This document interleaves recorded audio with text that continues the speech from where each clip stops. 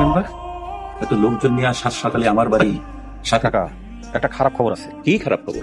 মাদু সাহেব, এখনো একজন চোর ধরার বাকি আছে, আপনার ছেলে আব্বাস। অফিসার, মুখ সামলায় কথা বলেন। আমার ছেলে চুরি করতে পারে না, নিশ্চয়ই এটা কারো ষড়যন্ত্র। জহির আর সজীব নিজের মুখে স্বীকার করেছে। এই ছোট দল স্বীকার কর। হ্যাঁ, গরু চুরি করে জি। আব্বাস বাড়িতে চলে এসে আমরা গরু গ্রামের বাইরে পাচার করার সময় আম করে ধরছে। এটা সত্যি না, আমি কসম কেটে কইতেছি, আমি এসবের মতো জড়িত না, ওরা সব মিথ্যা কথা কইতেছে। আমার ছেলে ফজরের নামাজ আদায় করছে জামাতের সাথে।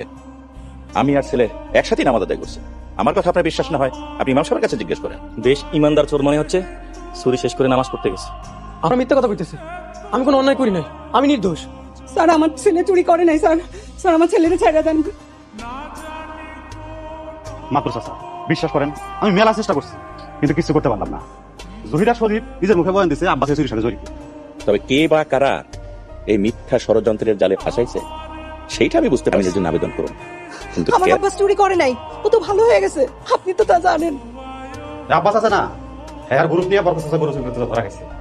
ওসি সাহেব আমার ভোরবেলা ফোন দিল, ওই পুলিশ নিয়ে গেছিলাম ওই বাড়িতে, ধরে নিয়ে গেছে। মাদবর চাচার কোন আব্বাস? তুমি এমন ভাবে কথা কইতেছো মনে আঙ্গুর এলাকায় আব্বাসের দুই চারটা আছে, ওটা সিল মারা সবাই তো জানিস না। অফিসার, আমি যতটুকু জানি আপনি একজন দায়িত্ববান পুলিশ অফিসার।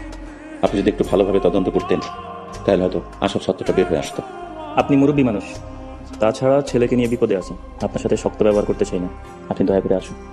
অফিসার, আমি আমার ছেলে সব অতীতের পাপের ফল, আমার নিয়ে চিন্তা করেন না, আমার কান্নাকাটি করতে বারণ করেন, আমার জন্য চিন্তা না করে একদম। তোর আমারে কি সান্ত্বনা দেবো জানি না, আমি নিজেই তো সান্ত্বনা পাইতেছি। দিনটা 24টা ঘন্টা অস্থিরতার মধ্যে দিয়ে কাটতেছে আমার, মনে প্রাণে কোনো শান্তি পেতেছি না। বাবা, তোর একটা কথা জিজ্ঞেস, তুই শিপন মেম্বার তোর পিছিয়ে লাগছে কে? আব্বা, আমি শিপুনে মারছিলাম 2 দিন আগে। তুই শিপন মারছোস? কই, আমার তো কোনোদিন বলি না, তা কেন মারছোস? শিপুন নুসরাতের সাথে অসভ্যতা করছিল, তাই মারছিলাম। বাবারে, তুই নুসরাত মেয়েটার বইলা যা, ওই মাইয়ার জন্য তুই আজ জেলে। ওই নুসরাতের কারণে আপনার নষ্ট ছেলেটা ভালো হয়েছে, এটা ভুলে যান না। আমি শিপন মেম্বারের লগে কথা কই, যদি মামলার থেকে নামটা বাদ পড়ে তাইলে হয়তো তাড়াতাড়ি জামিন পাবি, আর যদি মামলার থেকে নামটা বাদ দেওয়া না যায় তাহলে তো জামিন পেতে একটু সময় লাগবে। আব্বা, আমার নিয়ে চিন্তা করেন না, জেলবাস পুরুষ মানুষের জন্য, চুরির মামলা বেশি আটকে রাখতে পারবো না। আফসোস হয় আমার 2 বন্ধুর জন্য, তাকে এত আদর করলাম, ভালোবাসলাম, তারা আমার লাগে কি বিমারিটা করলি। ওই শয়তান দুইটা এখন কই? ওকে আলাদা হাতে রাখছে, আমার সামনে খাড়ানোর সৎ সাহস দুদিন আগে হোক পরে হোক, আব্বা আমাকে তোমার বিয়ে করতেই হবে। আমি তোমার বিয়ে করে থাকবো, মাঝখান থেকে তুমি বেচারা আব্বাসের জেলে পচায় মারতেছো।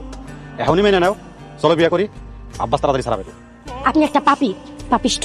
আপনার লজ্জা করে না একটা অসহায় মেয়ের দুর্বলতার সুযোগ নিতে, তার লগে এমন অসভ্য